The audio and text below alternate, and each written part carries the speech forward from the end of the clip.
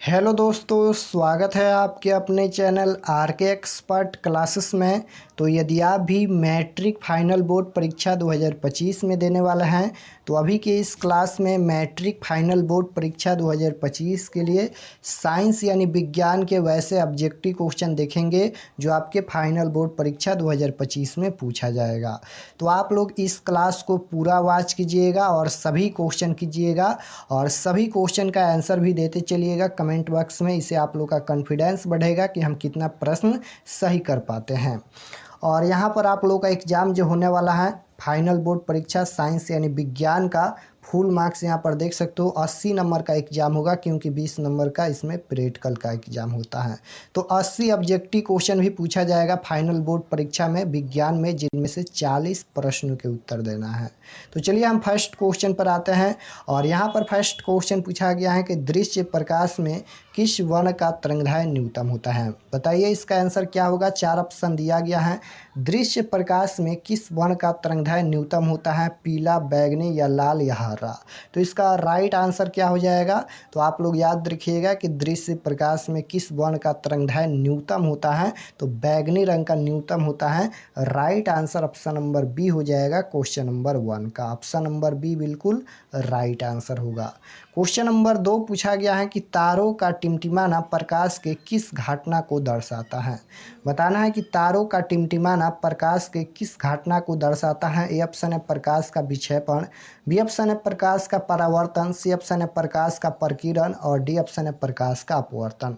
तो तारों का टिमटिमाना प्रकाश के किस घटना को दर्शाता है, तो ये प्रकाश का अपवर्तन को दर्शाता है। प्रकाश के अपवर्तन के कारण ही तारों का टिमटिमाना नजर आता है। तो राइट आंसर क्या हो जाएगा, डी हो जाएगा। ऑप्शन नंबर डी बिल्कुल राइट आंसर होगा। क्वेश्चन नंबर 3 पूछा गया है कि निम्नलिखित में किसमें प्रकाश की चाल सबसे अधिक होती है। पूछा गया है कि निम्नलिखित में किसमें प्रकाश की चाल सबसे अधिक होती है, वायु में, कांच में या यहाँ पर सी ऑप्शन देखिए निर्वात या ए और बी दोनों। तो क्या हो जाएगा, पूछा गया है किसमें प्रकाश की चाल सबसे अधिक होती है, तो निर्वात में होगा। और right answer option number C हो जाएगा। किसमें प्रकाश की चाल अधिकतम होती है, तो निर्वात में। Right answer option number C हो जाएगा यहाँ पर क्वेश्चन नंबर 3 का राइट आंसर। क्वेश्चन नंबर 4 पूछा गया है प्रकाश के अपवर्तन के कितने नियम हैं। बताना है कि प्रकाश के अपवर्तन के कितने नियम हैं। तो प्रकाश के अपवर्तन या प्रकाश के परावर्तन के 2 नियम होता है। Right answer option number B हो जाएगा क्वेश्चन नंबर 4 का।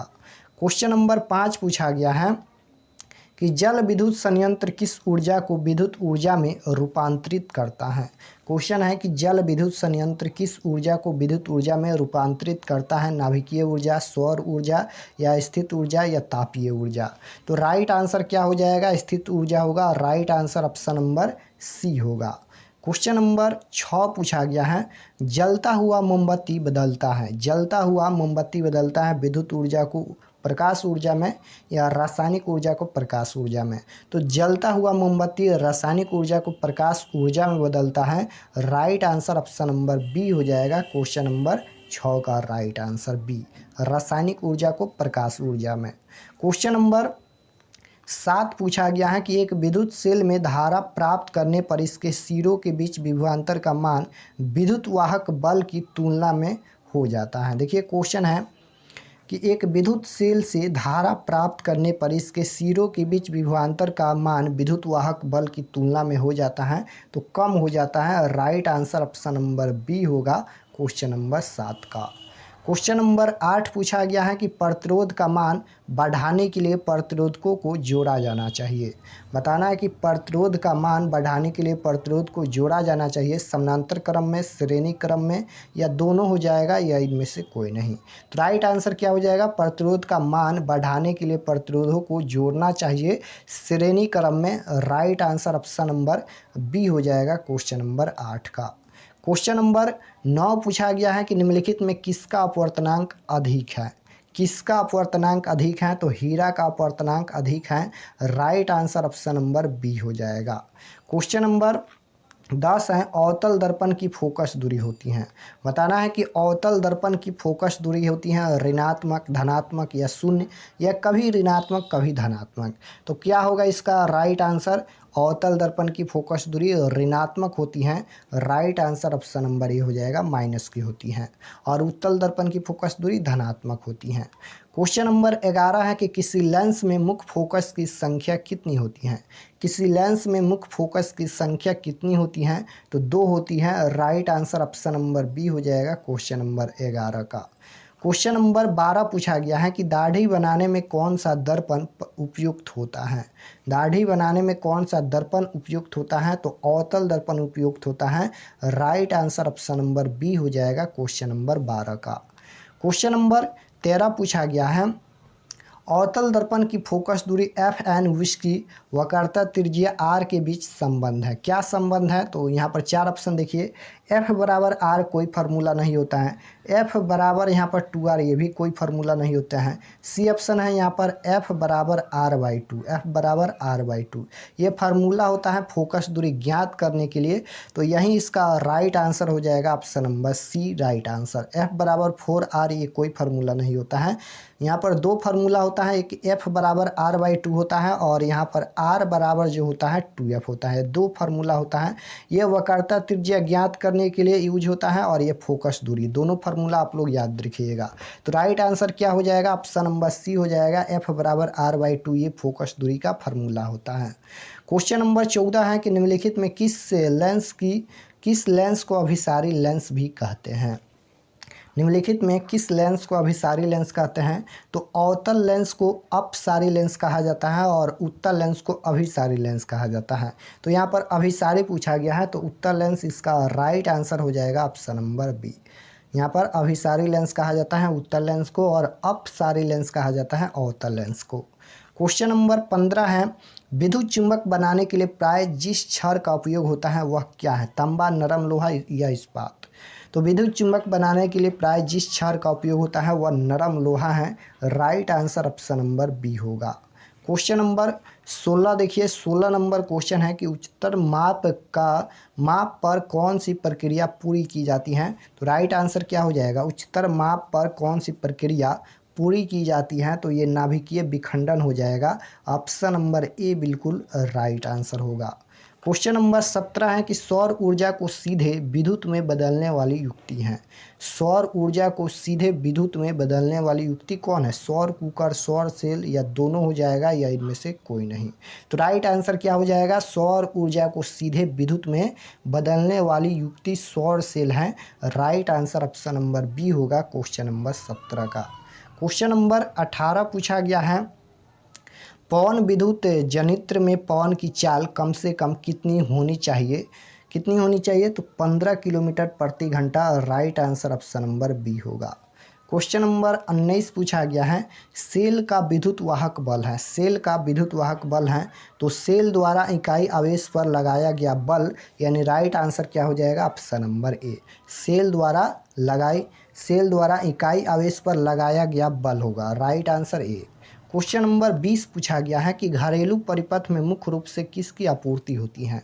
तो यहाँ पर ये घरेलू परिपथ में प्रतिवर्ती धारा आपूर्ति होती है, राइट आंसर ए हो जाएगा, प्रतिवर्ती धारा यानी एसी करंट हो जाएगा और दृष्ट धारा ये डीसी हो जाएगा। तो घरेलू परिपथ में मुख्य रूप से किसकी आपूर्ति होती है, तो ये प्रतिवर्ती धारा, right answer option number A होगा।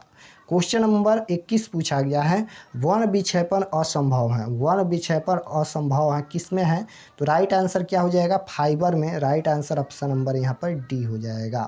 क्वेश्चन नंबर 22 पूछा गया है वायु में रखा एक कांच का प्रिज्म आपतित किरण को मोड़ देता है। वायु में रखा एक कांच का प्रिज्म आपतित किरण को मोड़ देता है, ऊपर या नीचे या आधार से दूर या आधार की ओर। तो वायु में रखा एक कांच के प्रिज्म आपतित किरण को मोड़ देता है आधार की ओर, यानी right answer option number D हो जाएगा क्वेश्चन नंबर 22 का। क्वेश्चन नंबर 23 पूछा गया है, यहाँ पर ये अभिक्रिया दिया गया है, बताना है कि यह किस प्रकार की अभिक्रिया है, अपघटन, विस्थापन या अवक्षेपण या उपचयन। तो यहाँ पर यह अभिक्रिया उपचयन है, right answer option number D हो जाएगा, यह उपचयन अभिक्रिया है। क्वेश्चन नंबर 24 पूछा गया है कि खाने वाला सोडा का रासायनिक सूत्र क्या है। बताना है कि खाने वाला सोडा का रासायनिक सूत्र क्या होता है। तो राइट आंसर क्या हो जाएगा, खाने वाला सोडा का रासायनिक सूत्र होता है NaHCO3, यानी right answer option number A होगा। क्वेश्चन नंबर 25 पूछा गया है, कमरे पर द्रव अवस्था में रहने वाला धातु है। बताना है कि कमरे के ताप पर द्रव अवस्था में रहने वाला धातु पूछा गया है। तो धातु है तो पारा हो जाएगा, right answer option number B होगा। और अधातु पूछा जाता है तो ब्रोमीन होता है। क्वेश्चन नंबर 26 है, आवर्त सारणी के शून्य समूह का तत्व कौन है। आवर्त सारणी के शून्य समूह का तत्व कौन है, तो ये हीलियम है, right answer option number B होगा, हीलियम। क्वेश्चन नंबर 27 पूछा गया है कि सोडियम कार्बोनेट के जलीय विलयन में मेथिल ऑरेंज का विलयन मिलाने पर विलयन का रंग परिवर्तित होकर निम्नलिखित में कैसा हो जाता है, तो पीला रंग का हो जाता है, right answer option number A होगा। क्वेश्चन नंबर 28 पूछा गया है, ग्लोबल वार्मिंग के लिए उत्तरदायी गैस कौन है, यानी ग्लोबल वार्मिंग के लिए उत्तरदायी गैस कौन है, तो कार्बन डाइऑक्साइड यानी CO2, right answer option number B होगा, याद रखिएगा। क्वेश्चन नंबर 29 है, गंधक की परमाणु संख्या क्या है, तो राइट आंसर डी हो जाएगा, 16 होता है, ऑप्शन नंबर डी बिल्कुल राइट आंसर होगा। क्वेश्चन नंबर 30 पूछा गया है कि अम्ल का जलीय विलयन विद्युत का संचालन करता है क्योंकि अम्ल जल में आयनित होता है, विलय होता है या अविलय होता है, या इनमें से कोई नहीं। तो इसका आंसर क्या होगा, अम्ल का जलीय विलयन विद्युत का संचालन करता है क्योंकि अम्ल जल में आयनित होता है, right answer option number A होगा। आयनित होने के कारण अम्ल का जलीय विलयन विद्युत का संचालन करता है। क्वेश्चन नंबर 31 पूछा गया है, अधिकतर धातुओं के ऑक्साइड होते हैं। अधिकतर धातुओं के ऑक्साइड कैसा होते हैं, तो ये क्षारीय होते हैं, राइट आंसर ऑप्शन नंबर ए हो जाएगा, क्षारीय।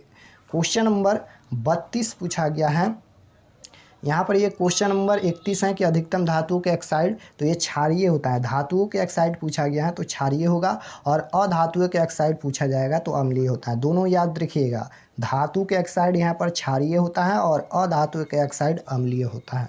तो धातु के ऑक्साइड पूछा गया है तो क्षारीय होगा, और राइट आंसर ए होगा। 32 है कि सोने में निम्नलिखित में कौन सी धातु मिलाकर मिश्र धातु तैयार की जाती है, तो कॉपर हो जाएगा, राइट आंसर ऑप्शन नंबर ए। क्वेश्चन नंबर 33 देखिए, यह अभिक्रिया किस प्रकार की है, तो यह अभिक्रिया द्वितीय विस्थापन है, right answer option number C होगा। क्वेश्चन नंबर 34 पूछा गया है, सिलिकॉन है। सिलिकॉन क्या है, एक धातु या एक उपधातु या अधातु या इनमें से कोई नहीं। तो राइट आंसर क्या हो जाएगा, सिलिकॉन क्या है, तो सिलिकॉन एक उपधातु है, right answer option number C होगा। क्वेश्चन नंबर 35 है, वे तत्व जिनके बाहरी सेल पूर्ण भरे होते हैं कहलाते हैं। वे तत्व जिनके बाहरी सेल पूर्ण भरे होते हैं क्या कहलाते हैं, तो वह उत्कृष्ट गैस है, राइट आंसर ऑप्शन नंबर यहाँ पर डी हो जाएगा। क्वेश्चन नंबर 36 है, खड़िया का रासायनिक सूत्र कौन है, तो CO3 होता है, राइट आंसर डी हो जाएगा क्वेश्चन नंबर 36 का। क्वेश्चन नंबर 37 पूछा गया है कि निम्नलिखित में कौन सबसे अधिक अम्लीय ऑक्साइड है। निम्नलिखित में कौन सबसे अम्लीय ऑक्साइड कौन है, तो SO2 है, राइट आंसर ए हो जाएगा क्वेश्चन नंबर 37 का। क्वेश्चन नंबर 38 पूछा गया है, निम्नलिखित में कौन एल्काइन है। 38 नंबर क्वेश्चन है, निम्नलिखित में कौन एल्काइन है।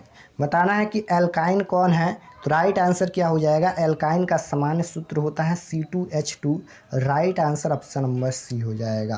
क्वेश्चन नंबर 39 है, यहाँ पर CH3 bound O bound C2H3 का IUPAC नाम क्या है। इसका IUPAC नाम बताना है, तो मेथॉक्सी एथेन हो जाएगा, राइट आंसर ऑप्शन नंबर ए। क्वेश्चन नंबर 40 देखिए, 40 नंबर क्वेश्चन पूछा गया है, निम्न में कौन यौगिक ईंधन के रूप में इस्तेमाल किया जाता है। कौन सा यौगिक है जो ईंधन के रूप में इस्तेमाल किया जाता है, तो वह एथेनॉल है, right answer option number C होगा। क्वेश्चन नंबर 41 पूछा गया है, सोडियम हाइड्रोक्साइड जिंक से अभिक्रिया करके निम्नलिखित में कौन सा उत्पाद बनाता है। सोडियम हाइड्रोक्साइड जिंक से अभिक्रिया करके निम्नलिखित में कौन सा उत्पाद बनाता है, तो Na2ZnO2 प्लस H2 हो जाएगा, right answer option number B होगा। क्वेश्चन नंबर 41 का right answer option number B होगा, Na2ZnO2 और प्लस में यहाँ पर H2। क्वेश्चन नंबर 42 है, धोबिया सोडा का रासायनिक सूत्र क्या है, तो धोबिया सोडा का रासायनिक सूत्र Na2CO3 × 10H2O होता है, right answer option number A होगा क्वेश्चन नंबर 42 का। क्वेश्चन नंबर 43 है, अम्लराज में सांद्र HNO3 और सांद्र HCl का अनुपात कितना होता है? तो ये 1:3 होता है। राइट आंसर ऑप्शन नंबर ए हो जाएगा। क्वेश्चन नंबर 44 है, किसी अभिक्रिया में भाग लेने वाले पदार्थ को पदार्थ कहलाते हैं। किसी अभिक्रिया में भाग लेने वाले पदार्थ क्या कहलाते हैं? उत्पाद या अभिकारक या आक्सीकारक या अकारक? तो राइट आंसर क्या होगा? किसी अभिक्रिया में भाग लेने वाले पदार्थ अभिकारक कहलाते हैं। Right answer option number B हो जाएगा क्वेश्चन नंबर 44 का। क्वेश्चन नंबर 45 देखिए, पूछा गया है, निम्नलिखित में कौन अम्लीय ऑक्साइड है? निम्नलिखित में कौन अम्लीय ऑक्साइड है? तो यहाँ पर हम लोग ऊपर ये क्वेश्चन देखे भी थे कि कौन सबसे अधिक अम्लीय है। तो यहाँ पर SO2 हो जाएगा। Right answer option number D हो जाएगा। अम्लीय ऑक्साइड यहाँ पर SO2। Right answer D. Question number 46 है, निम्नलिखित में कौन सा पदार्थ का जलीय घोल लाल लिटमस पत्र को नीला कर देता है? तो ये क्षार होगा। देखिए क्षार लिखा गया है, क्षार हो जाएगा। राइट आंसर ऑप्शन नंबर यहाँ पर बी होगा। क्षार यानी बोले तो भस्म होता है। Right answer B. Question number 47 है कि स्वस्थ शरीर का समान pH मान कितना होता है? स्वस्थ शरीर का pH मान कितना होता है? तो ये बहुत ही इम्पोर्टेंट क्वेश्चन है केमिस्ट्री के, क्योंकि ये क्वेश्चन सबसे ज़्यादा बार एग्जाम में पूछा गया है केमिस्ट्री में। तो राइट आंसर क्या हो जाएगा? 7.0 से 7.8 तक, यानी right answer option number C हो जाएगा। क्वेश्चन नंबर 48 पूछा गया है, निम्नलिखित यौगिकों में कौन जल में विलय है? कौन जल में विलय है? तो ग्लूकोज हो जाएगा। Right answer option number D होगा। क्वेश्चन नंबर 49 पूछा गया है, निम्नलिखित में कौन अम्ल गम है? तो राइट आंसर ऑप्शन नंबर यहाँ पर Na और Hg हो जाएगा। Right answer B. Question number 50 पूछा गया है, निम्नलिखित में कौन सी धातु जिंक विस्थापित कर सकती है सल्फेट के विलयन से जिंक को? तो राइट आंसर क्या हो जाएगा? Copper. Option number C right answer. Question number 51 पूछा गया है, ऑक्सीजन युक्त रक्त को हृदय से वाली रक्त वाहिनियाँ कहलाती हैं शरीर के विभिन्न भागों में ले जाने? तो राइट आंसर ये धमनियाँ हो जाएगा। Option number D. Question number यहाँ पर ये 51 क्वेश्चन ही सेट किया गया था इस क्लास में। तो आप लोग कमेंट में ज़रूर बताना कि 51 प्रश्न में से आप लोगों का कितना प्रश्न सही होगा। इस क्लास में 51 प्रश्न ही सेट किया गया था। तो कमेंट में ज़रूर बताना कि आप लोगों का कितना प्रश्न सही हुआ। और जो प्रश्न आपको याद नहीं होगा आप लोग ज़रूर याद कर लीजिएगा। और चैनल पर नए होंगे तो चैनल को ज़रूर सब्सक्राइब कर लेना, ताकि आने वाले नेक्स्ट क्लास आपके पास ज़रूर पहुँचे। और रोज़ आप जानते हैं कि शाम 6:30 बजे आप लोग का क्लास चलता है, तो आप लोग सभी क्लास ज़रूर ज्वाइन कीजिए, क्योंकि फाइनल बोर्ड परीक्षा का समय अब बहुत ही नज़दीक है। तो आप लोग ज़्यादा से ज़्यादा स्टडी कीजिए, सेल्फ स्टडी कीजिए, और वही क्वेश्चन पढ़िए जो आप लोग के एग्ज़ाम के लिए महत्वपूर्ण है, क्योंकि अब समय नहीं है सिलेबस को पूरा करने के लिए। तो मिलते हैं नेक्स्ट क्लास में, तब तक अपने स्टडी कीजिए। आप सभी को धन्यवाद।